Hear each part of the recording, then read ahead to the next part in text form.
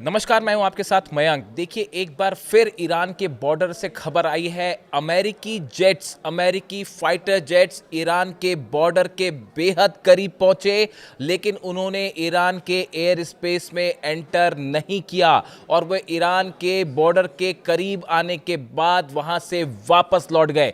देखिए, एक हफ्ते में ये दूसरी बार ऐसा हुआ है जब अमेरिका के फाइटर जेट्स ईरान के बिल्कुल करीब आए, लेकिन एयर स्पेस में एंटर करने के पहले ही वो वापस लौट गए। देखिए, करीब 5-6 दिन पहले की खबर है, जिसमें ये कहा गया कि डोनाल्ड ट्रंप ने ये आदेश दे दिया था। मैंने भी ये वीडियो बनाया था। देखिए, 4-5 दिन पहले की खबर है, जिस तरह से बातें बाहर आई कि अमेरिकी फाइटर जेट्स ईरान पर हमला करने के लिए आगे बढ़ चुके थे, लेकिन एंड टाइम पर जो है डोनाल्ड ट्रंप ने मिशन को कैंसिल कर दिया और फाइटर जेट्स वापस लौट गए। ये करीब 4 से 5 दिन पहले की खबर है। अब एक बार फिर ऐसी खबर आई है, यानी हफ्ते में दूसरी बार ऐसा हुआ है कि अमेरिका के फाइटर जेट्स ईरान के बॉर्डर के बेहद करीब पहुंचे, लेकिन वापस लौट गए। लेकिन इस बार कुछ ऐसा हुआ जो बेहद ही रोचक है और कई सोर्सेस ने ये खबर छाप भी रखी है। अब देखिए, इस बार जो बताया जाता है क्या हुआ। इस बार जो फाइटर जेट्स ईरान के बॉर्डर के करीब गए, एयर स्पेस के करीब गए, वो F-15 जेट्स थे। अमेरिका के F-15 जो फाइटर जेट्स हैं वो थे। ये ईरान के करीब उड़ते हैं, रात के समय ईरान के करीब उड़ते हैं, और इसी बीच उनमें से एक फाइटर जेट ईरान के सीमा के बेहद करीब जाके अपनी आइडेंटिटी रिवील करता है। देखिए, जो फाइटर जेट्स होते हैं वो उसके पायलट्स अपनी आइडेंटिटी रिवील कर सकते हैं। उसके कई तरीके होते हैं, इलेक्ट्रॉनिक तरीके से, विजुअल तरीके से, बिहेवियरल मेथड होती है। ये कोई टेक्निकल टर्म्स हैं। आप सरल शब्दों में अगर समझे तो अमेरिका का जो जेट ईरान के करीब पहुंचा F-15, उसने ये बताया कि मैं F-15 जेट हूं और मैं अमेरिका का F-15 हूं। जो पायलट था उसने अपनी आइडेंटिटी रिवील की। ये बड़ी यूनिक घटना थी। देखिए, इस समय ईरान के बॉर्डर्स पे इतना सब कुछ घटित हो रहा है। देखिए, खबरें भले हमारे पास देर से आती हों, रुक के आती हों, क्योंकि ईरान में इस समय इंटरनेट नहीं है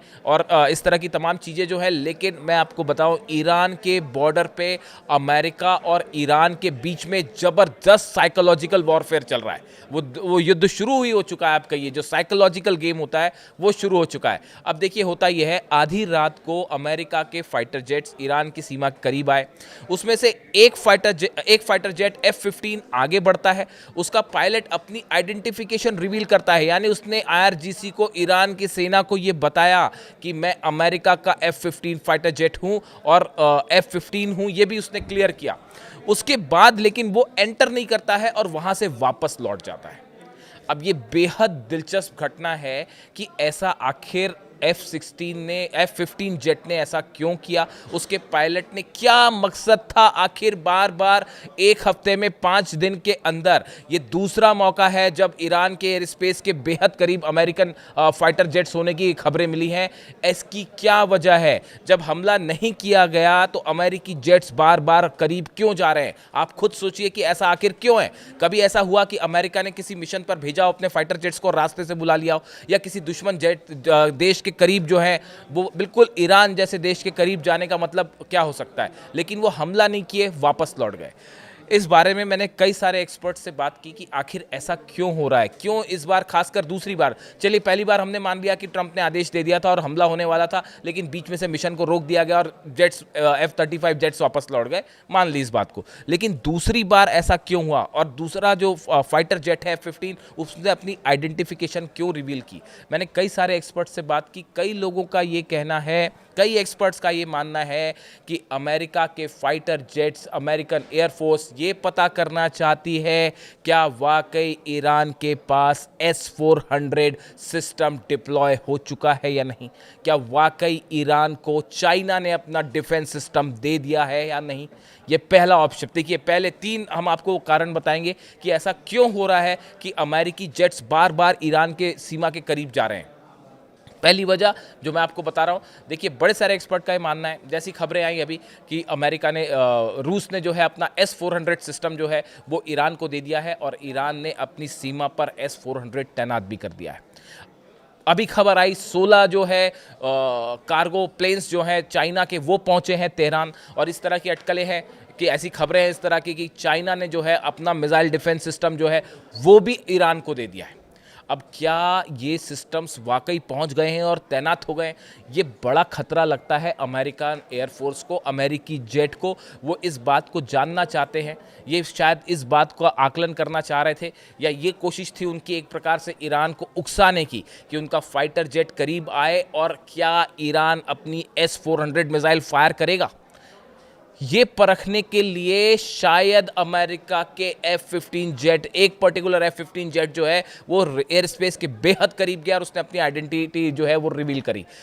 शायद अमेरिकन फोर्सेस ये चाहती थी कि ईरान अगर अपनी सुरक्षा के लिए क्या S-400 की तरफ से कोई मिसाइल फायर करता है या नहीं करता है। लेकिन देखिए, ईरान भी इस बात को लेकर बड़े ही नपीतुले और स्ट्रैटेजिक तरीके से जो है वो मूव कर रहा है। किन किन जगहों पर S-400 सिस्टम तैनात किए गए हैं कोई नहीं जानता, कहाँ पे क्या डिप्लॉयमेंट है, कहाँ पे कौन सी मिसाइल्स हैं, कौन सी एंटी एयरक्राफ्ट मिसाइल्स लगाई गई हैं, एयर डिफेंस सिस्टम कहाँ पर है, कहाँ पे बैलिस्टिक मिसाइल्स हैं। ये सब वो चीज़ें हैं जिसको लेकर एक बड़ा ही खुफिया तरीके से ईरान ने मिशन चलाया हुआ है। पिछली बार देखिए करीब 500 से ज़्यादा बताया जाता है कि मिसाइल लॉन्च पैड्स ऐसे थे जिस पर इजराइल ने हमला किया था ईरान के अलग अलग मिसाइल लॉन्च पैड्स पे। वो 500 लॉन्च पैड नए तैयार किए गए हैं और इतना ही नहीं, उनको नई जगहों पर मूव किया गया है ताकि मोसाद और CIA उनकी लोकेशन ना पता कर पाएँ, ताकि हमला करना मुश्किल हो जाए। शायद इसका अंदाज लगाने के लिए ही अमेरिकन जो जेट हैं वो बार बार ईरान के बॉर्डर के आसपास मंडरा रहे हैं। शायद उकसाने की एक कार्रवाई भी हो सकती है और ये पता लगाने की कोशिश कि वाकई ईरान के पास गलती से भी ईरान को एक S-400 फायर कर दे, और एक मिसाइल फायर करना मतलब ये आपको पता चल जाएगा कि ईरान के पास S-400 सिस्टम है या नहीं, या चाइनीज़ जो है वो मिसाइल डिफेंस सिस्टम है या नहीं। अगर एक भी मिसाइल ईरान ने फायर की, इसका मतलब ये कंफर्मेशन आ जाएगा कि हाँ वो सिस्टम पहुंच गया है। उसके बाद अगर ऐसा है तो फिर अमेरिकन हमले की रणनीति पूरी तरह से बदल जाएगी। तो देखिए, पहली वजह मैंने आपको बताई। दूसरी वजह आप देखिए, जो बड़ी वजह है, अगर मान लीजिए ईरान के पास S-400 है और चाइनीज़ डिफेंस सिस्टम भी दे दिया है चाइना ने, जितने सारे कार्गो पहुंचे उसके बाद, अगर एक भी प्लेन अमेरिका का F-35 जेट या F-16 जेट, एक भी प्लेन अगर ईरान ने गिरा दिया S-400, तो ये अमेरिका की बड़ी ज़बरदस्त बेइज्जती हो जाएगी इंटरनेशनल, खास तौर पर जो आर्म्स ग्रुप होता है उसमें और एविएशन सेक्टर में। देखिए, अगर अमेरिका का जो F-35 जेट है, पिछली बार देखिए जो हमले हुए, हालांकि B-2 बॉम्बर्स थे, लेकिन इजराइल भी जो है वो F-35 का इस्तेमाल कर रहा है। तो जो जेट्स पिछली बार इजराइल हमला कर रहा था, ईरान के पास एयर डिफेंस सिस्टम नहीं था। इसका नतीजा ये था कि इजराइल की जेट्स जो है बिना किसी रोक टोक के ईरान के अंदर जा रहे थे एयर स्पेस में और हमला करके लौट भी आ रहे थे। लेकिन इस बार जो है वो कहानी पलट चुकी है। इस बार जो है S-400 की भी खबरें हैं और चाइनीज़ डिफेंस सिस्टम की भी खबरें हैं। इस ऐसे हालात में अगर S-400 है तो S-400 बिल्कुल F-35 जेट को डाउन कर सकता है, इसमें कोई शक नहीं है। और चाइनीज़ मिसाइल डिफेंस सिस्टम है वो भी F-35 को डाउन कर सकता है। इन सूरत हाल में अगर अमेरिका के F-35 ने हमला किया और एक भी अमेरिकन जेट डाउन हो गया, गिर गया, तो ये भारी बेइज्जती हो जाएगी अमेरिका की। अमेरिकन फोर्सेस शायद इसी बात का आकलन लगाने के लिए ये पता लगाने में जुटी है कि वाकई ईरान के पास S-400 पहुंच तो नहीं गया है। तीसरी बड़ी वजह जो इसकी मानी जा रही है कि क्या अमेरिकन जेट्स या अमेरिका ईरान को उकसाकर कोई एक ऐसा कदम उठाने के लिए उकसा रही है जो कि जिसका बहाना बनाकर ईरान पर हमला किया जा सके। मान लीजिए कोई जेट अमेरिका का करीब पहुंचता है ईरान की एयर स्पेस के, और गलती से भी ईरान ने अगर एक उसमें मिसाइल फायर कर दी, तो ये एक बहाना मिल सकता है अमेरिका को ईरान पर हमला करने का। देखिए, इस समय अमेरिका के पास कोई ऐसा रीज़न नहीं। अगर प्रदर्शन हो रहे हैं वो ईरान का अंदरूनी मामला है, उसमें आप हस्तक्षेप कैसे कर सकते हैं, बात नंबर एक। बात नंबर दो, जहाँ तक न्यूक्लियर प्रोग्राम की बात है, वो एक ऐसा मुद्दा है जिसको लेकर बहस हो सकती है, यूनाइटेड नेशंस में मामला जा सकता है, सिक्योरिटी काउंसिल में उस पर विवाद हो सकता है, लेकिन उसको लेकर हमला करना, इसको किसी भी रूप में कोई अमेरिका के साथ नहीं है इस मुद्दे पे। यहाँ तक कि अरेबियन कंट्रीज़ भी साथ नहीं, उन्होंने भी साथ छोड़ दिया है। कोई नहीं चाहता कि ईरान पर हमला हो। ऐसी सूरत में अमेरिका के लिए हमला करना आसान नहीं है जब तक कोई एक बड़ी वजह ना मिल जाए। तो क्या ये उकसाने की कार्रवाई हो रही है? देखिए, ये 2-3 ऐसी बड़ी वजह हैं जिसको लेकर ये अनुमान लग रहे हैं आखिर बार बार अमेरिकी जेट क्यों जाते हैं ईरान के करीब कई बार वापस लौट आते हैं। एक तो ये बात है ही कि ईरान के एयर स्पेस में एंटर करना किसी खतरे से खाली नहीं है।